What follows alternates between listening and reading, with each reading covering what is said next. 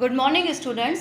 आज हमारी क्लास जो बीए सेकेंड ईयर की क्लास है, जिसमें हम पेपर फर्स्ट अभी डिस्कस कर रहे हैं, उसका हम राष्ट्रीय आय का टॉपिक पढ़ रहे थे। पिछली क्लास में मैंने आपको राष्ट्रीय आय की सिर्फ परिभाषा को समझाया था, क्योंकि राष्ट्रीय आय की परिभाषा में ही राष्ट्रीय आय का बहुत सारा मैटर शामिल है। तो जब हमने कल राष्ट्रीय आय की परिभाषा पढ़ी थी तो मैंने आपको ये बताया था कि एक देश में आय एकत्र करने के दो ही तरीके हो सकते हैं, या तो प्रोडक्शन किया जाए या सेवाएं प्रदान की जाए। तो एक देश की राष्ट्रीय आय का मतलब ये होता है कि एक देश में एक वर्ष में उत्पादित जितनी भी अंतिम वस्तुएं व सेवाएं हैं, जो भी अंतिम वस्तु व सेवाएं उत्पादित हुई हैं, उनके मूल्यों को जोड़ लिया जाए, वही उस देश की राष्ट्रीय आय होती है। आज हम हमारे टॉपिक में थोड़ा सा कुछ आगे चलने वाले हैं। इस वीडियो में मैंने जितना सरल हो सके उतने सरलतम प्रयास से आपको राष्ट्रीय आय समझाने की कोशिश की है। आई होप आपको नेशनल इनकम समझ में आएगा, क्योंकि अक्सर राष्ट्रीय आय का जो टॉपिक है उसको बहुत ही कठिन टॉपिक माना जाता है, लेकिन students believe me, this is a very very simple topic. बस इसका आपको एक सिरा पकड़ना है और जैसे ही आपको समझ में आ जाएगा कि इसकी थ्योरी क्या है, आप इसको फटाफट ही समझ लेंगे। तो आज हम जो पढ़ने वाले हैं वो है कि राष्ट्रीय आय का आकलन का क्या मतलब होता है और इसकी अवधारणाएं क्या होती हैं। अगर आप लोगों ने कभी पेपर पर नज़र डाली हो तो आपने कुछ शब्द सुने होंगे, साधन लागत पे जीडीपी, सकल राष्ट्रीय उत्पाद या विशुद्ध राष्ट्रीय उत्पाद। तो इस प्रकार के शब्द अक्सर राष्ट्रीय आय को एक भयावह रूप देते हैं जो लोग इसको नहीं जानते, लेकिन नेशनल इनकम बहुत ही सिंपल टॉपिक है। ज़रूरत है बस इसको समझने की, इसको जानने की। तो अब हम शुरू करते हैं। यहाँ पर हमने सबसे पहले कल की ही परिभाषा को लिखा है कि राष्ट्रीय आय का क्या मतलब होता है कि एक देश में एक वर्ष की अवधि के दौरान जितनी भी उत्पादित वस्तुएं हैं, कौन सी वस्तुएं? अंतिम वस्तुएं, उनका मूल्य, और जितनी भी सेवाएं प्रदान की गई है, सेवाएं प्रदान करने के बदले जो आय एकत्र हुई है उनका मूल्य, उनको जोड़ लिया जाए तो वो नेशनल इनकम कहलाती है। अब हम आगे क्या पढ़ने वाले हैं? राष्ट्रीय आय का अध्ययन करते वक्त हम दो बातों का मेनली अध्ययन करते हैं जिनके बीच में अक्सर विद्यार्थी कंफ्यूजन में आ जाते हैं। क्या? एक तो हम यह अध्ययन करते हैं कि राष्ट्रीय आय के आकलन के तीन दृष्टिकोण होते हैं, और एक अध्ययन हम ये करते हैं कि राष्ट्रीय आय की अनेक अवधारणाएं होती हैं। होता क्या है कि स्टूडेंट्स, राष्ट्रीय आय के आकलन करने के जो तीन दृष्टिकोण हैं और अवधारणाएं हैं, इनको एक ही मान लेते हैं और इनमें ये कंफ्यूज हो जाते हैं। तो यहाँ हम इन दोनों चीज़ों को अलग अलग समझाएंगे। उसके बाद में हमारा जो उद्देश्य है मेन, जो अवधारणाओं को समझाने का, उसको भी हम समझाएंगे। सबसे पहले बात करते हैं कि राष्ट्रीय आय के आकलन के तीन दृष्टिकोण। अब कल जब हमने राष्ट्रीय आय की परिभाषा करी थी तो अब हमारे सामने प्रश्न ये उठता है कि हम इस राष्ट्रीय आय का आकलन या इसको नापने का कार्य कैसे करेंगे? नापने का कार्य कैसे करेंगे? परिभाषा क्या कहती है? परिभाषा तो ये कहती है कि एक वर्ष में जो भी उत्पादित हुआ है उसका मूल्य और जो सेवाएं प्रदान की गई है उसका मूल्य जोड़ लिया जाए तो ये क्या है? ये राष्ट्रीय आय है। तो राष्ट्रीय आय के नापने के तरीके, किस प्रकार हम नेशनल इनकम को माप सकते हैं, तो इसमें तो हम अध्ययन करेंगे राष्ट्रीय आय के आकलन के क्या क्या दृष्टिकोण हैं। और दूसरा हम अध्ययन करें कि जब हम राष्ट्रीय आय का आकलन करते हैं तो कई बार आकलन करते हुए कुछ चीजें छोड़ दी जाती है, कुछ चीजें ऐड कर ली जाती हैं, तो इनका संबंध होता है राष्ट्रीय आय की अवधारणा से। अब हम सबसे पहले आते हैं राष्ट्रीय आय का आकलन कैसे किया जाए। इसको मैं मिटा रही हूँ यहाँ से। देखिए, राष्ट्रीय आय का आकलन कैसे किया जाए, इसके लिए हमारे पास तीन तरीके होते हैं। एक देश की राष्ट्रीय आय का अनुमान कैसे लगाया जाए हर साल, उसके लिए देश के जो ऑथराइज्ड संस्थाएं हैं उनके पास तीन तरीके हैं। क्या तरीके हैं? पहला तरीका तो ये हो सकता है कि संपूर्ण देश के उत्पादन, जिसमें सेवाएं भी शामिल हैं, संपूर्ण देश के उत्पादन और सेवाओं की जो मात्राएं हैं उनका अनुमान लगाया जाए, फिर उनका बाजार मूल्य ज्ञात कर लिया जाए, तो ये देश की राष्ट्रीय आय हो सकती है। या फिर सभी नागरिकों की आयों का योग लगा लिया जाए। दिस इज वेरी सिंपल कि देश के जितने भी नागरिक हैं उन्होंने क्या आय प्राप्त करी है उसका योग लगा लिया जाए। या फिर सभी प्रकार के खर्चे जो संपूर्ण उत्पादन व सेवाओं को प्राप्त करने के लिए किए गए हैं उनका योग लगा लिया जाए। ये भी बहुत सिंपल है। अब इन तीनों को मैं आपको समझाने जा रही हूं।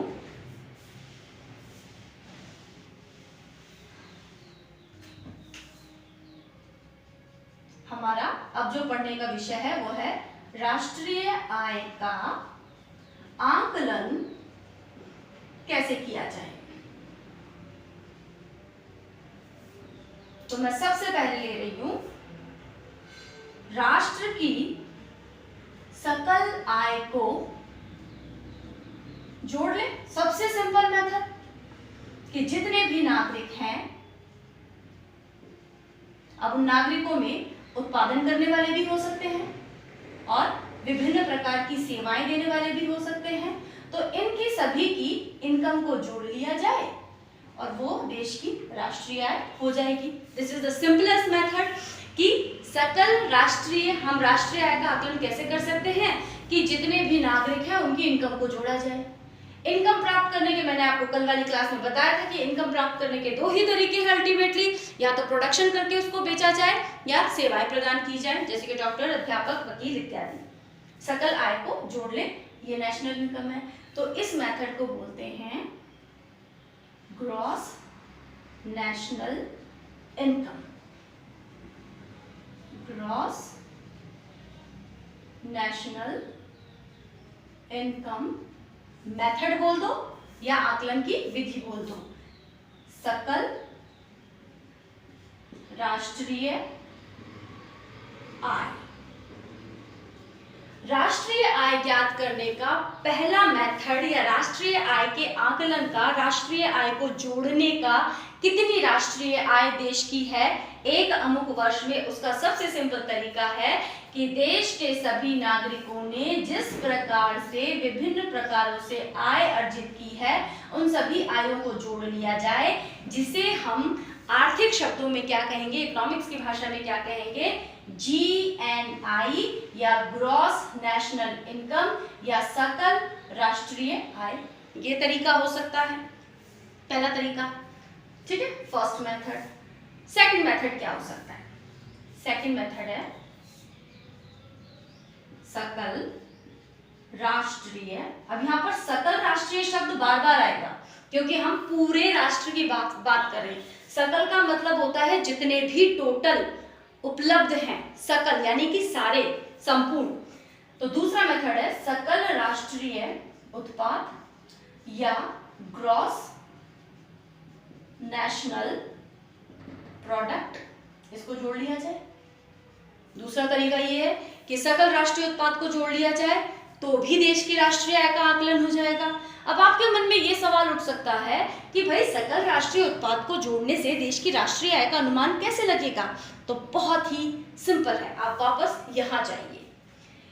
एक देश की राष्ट्रीय आय को जोड़ने का प्रथम तरीका यह है कि जितनी भी नागरिकों को इनकम मिली है वो सारी इनकम जोड़ ली जाए तो राष्ट्रीय आय हो जाएगी। अब मेरा आपसे सवाल है कि देश के जितने भी नागरिक हैं जिनमें उत्पादनकर्ता, सेवा प्रदाता हैं, उनकी जो इनकम है वो किस प्रकार के कार्य से उत्पन्न हुई? उन्होंने क्या कार्य किया था? उन्होंने क्या किया था? प्रोडक्शन किया था। किसका? या तो वस्तुओं का किया था या सेवाओं का किया था। उनका प्रोडक्शन या तो वस्तु का था या सेवाओं का था। तो दूसरा तरीका ये है कि राष्ट्रीय आय के आकलन के लिए एक देश में जितनी भी वस्तुएं उत्पादित हुई हैं, जितनी भी सेवाएं उत्पादित हुई हैं, उनके मूल्यों को जोड़ लिया जाए। उनके मूल्यों को क्यों जोड़ा जाए? इसलिए क्योंकि मान लीजिए ये जो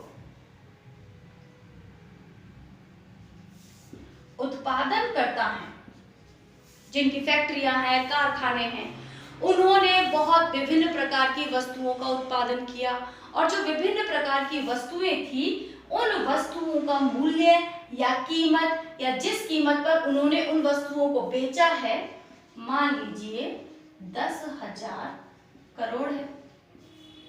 उत्पादनकर्ता ने जो प्रोडक्शन किया उसकी वैल्यू कितनी है? 10,000 करोड़ रुपए है। इसी तरीके से जो सेवा प्रदान करने वाले हैं, डॉक्टर है, वकील है, अध्यापक हैं और भी सफाई कर्मचारी हैं, विभिन्न प्रकार के जो सेवा प्रदान करने वाले हैं, उन्होंने जो सेवाएं प्रदान की उनका मूल्य 5,000 करोड़ है। हम यहाँ ये नहीं कह रहे हैं कि उत्पादनकर्ता को इतनी इनकम प्राप्त हुई है, सेवा प्रदान करने वालों को इतनी इनकम प्राप्त हुई है। हम यहाँ ये बात कर रहे हैं कि उत्पादनकर्ताओं ने जो प्रोडक्शन किया है उस प्रोडक्शन की वैल्यू क्या है? 10,000 करोड़ रुपए का सामान बना दिया एक साल में।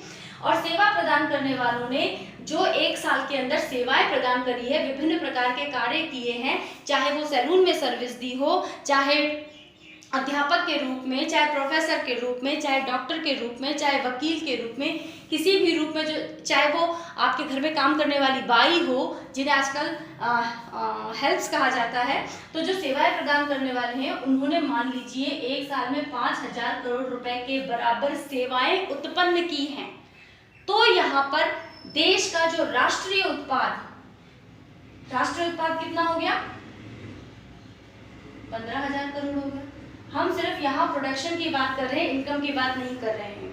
अब देश का सकल राष्ट्रीय उत्पाद यानी कि प्रोडक्शन और सेवाओं का उत्पादन का मूल्य क्या है? 15,000 करोड़ रुपए। तो राष्ट्रीय आय ज्ञात करने के लिए या तो आप सकल राष्ट्रीय आय को जोड़ ले या सकल राष्ट्रीय उत्पाद की वैल्यू को जोड़ ले, बात एक ही है, राष्ट्रीय आय का आकलन हो जाएगा। और सबसे इंपॉर्टेंट बात है, चाहे ये मेथड अपनाए चाहे ये मेथड अपनाए, राष्ट्रीय आय का आकलन एक सा ही होगा। क्यों होगा एक सा? क्योंकि जब उत्पादनकर्ता प्रोडक्शन करेगा 10,000 करोड़ रुपए का, तो ये जो प्रोडक्शन जो उत्पादन है वो उसे 10,000 करोड़ रुपए में ही बेचेगा। तो उत्पादनकर्ता को इनकम कितनी हो गई? 10,000 करोड़ की। इसी तरीके से सेवा प्रदाता है, जिन्होंने सेवा जो प्रदान की है उसकी वैल्यू है 5,000 करोड़ रुपए। तो 5,000 करोड़ रुपए सेवा प्रदान करने वालों की आय भी तो हुई है। तो कान चाहे इधर से पकड़े चाहे उधर से पकड़े, बात एक ही है। अगर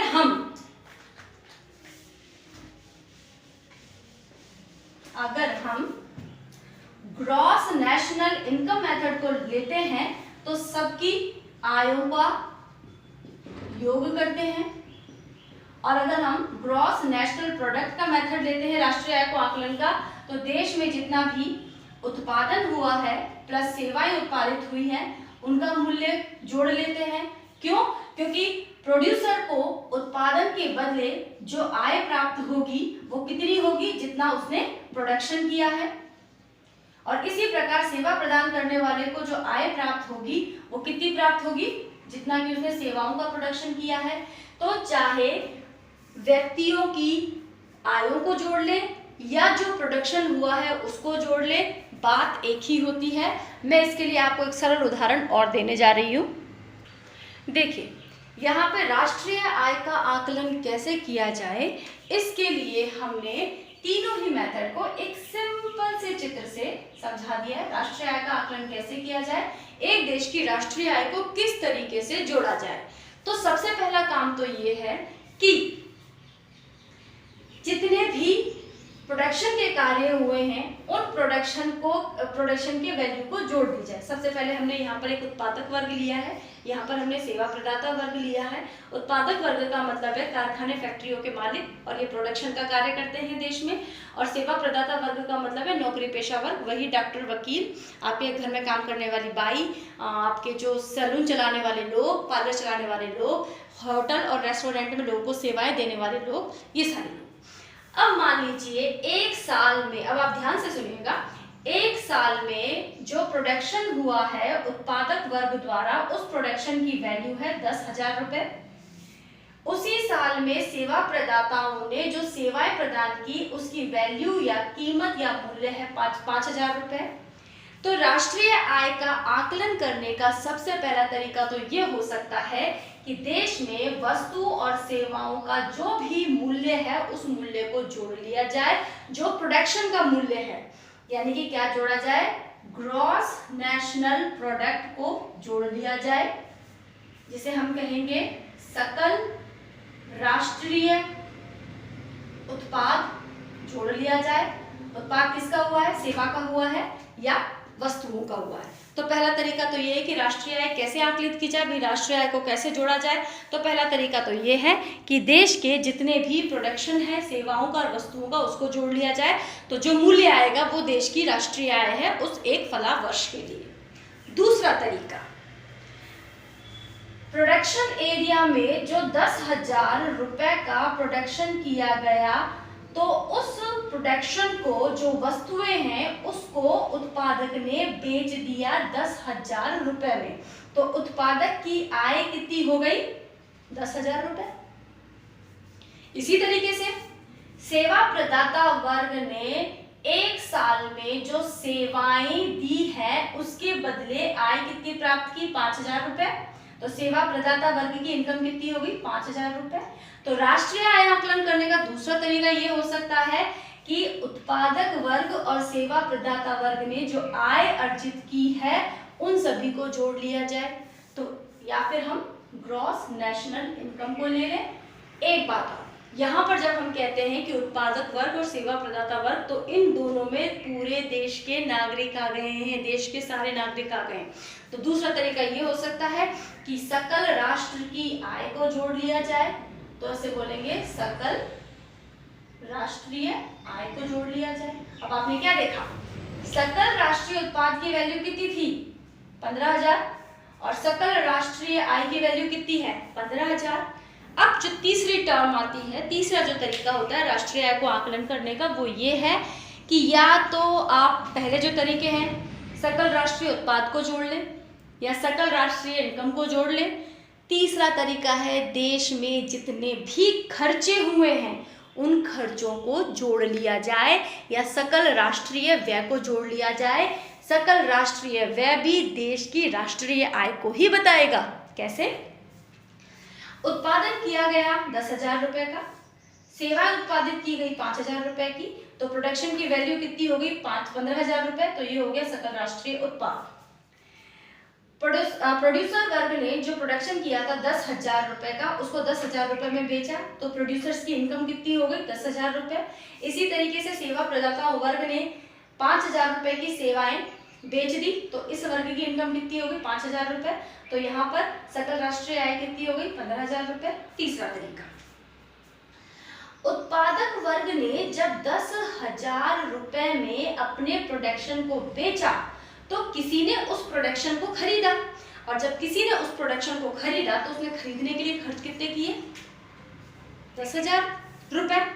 इसी तरीके से जब सेवा प्रदाताओं ने सेवाएं बेची 5,000 रुपए में, जिससे 5,000 रुपए इन लोगों की इनकम बनी, लेकिन उन सेवाओं को खरीदने के लिए किसी ने क्या खर्चा किया, 5,000 रुपए।